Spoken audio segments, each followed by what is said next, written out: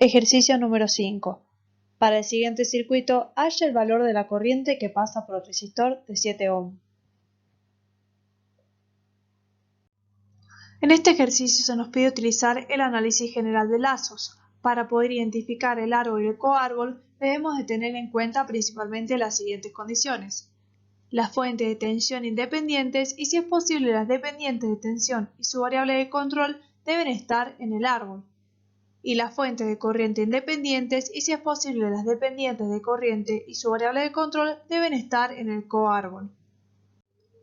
Aquí tenemos el circuito eléctrico de la consigna. Vamos a realizar una gráfica lineal del mismo y vamos a ir colocando las tensiones de las fuentes de tensión y de igual forma para las corrientes de las fuentes de corriente. Y colocamos la corriente I, que es la que nos pide la consigna que encontremos. Teniendo en cuenta los puntos anteriores, sabemos que estas ramas van a pertenecer al árbol y que estas van a pertenecer al coárbol. Siguiendo con la definición del árbol, debemos unir los nodos del circuito sin cerrar el lazo. Entonces unimos la parte inferior y aquí la superior. Ahora tenemos dos posibilidades: cerrar el circuito a la izquierda o a la derecha. Pero para poder elegir de qué lado cerrar el circuito, vamos a tener en cuenta la condición que vimos anteriormente.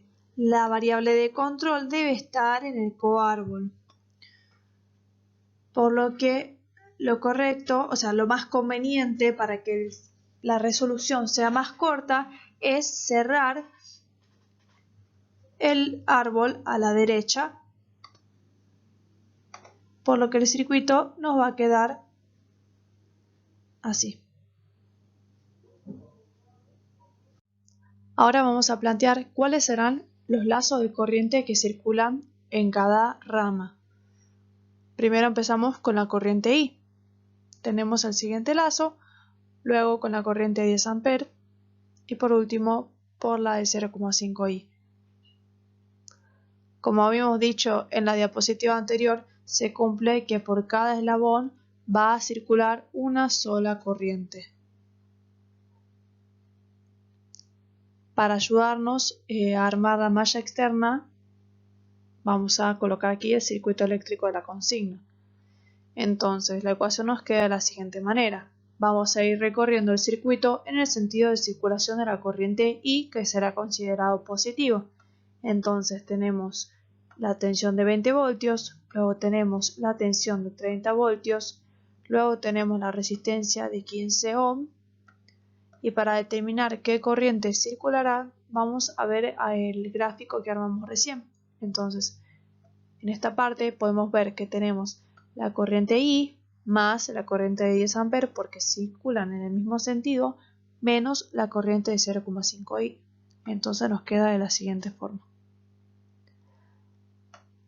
Luego seguimos con la resistencia de 10 ohm. De la misma forma que vimos recién, podemos ver que circula la corriente I más la corriente de 10 A. Luego tenemos la fuente de 30 voltios y por último la resistencia de 7 ohm, en donde únicamente circula la corriente I. Trabajando algebraicamente, vamos a llegar que la corriente I es igual a 11,02 amperes.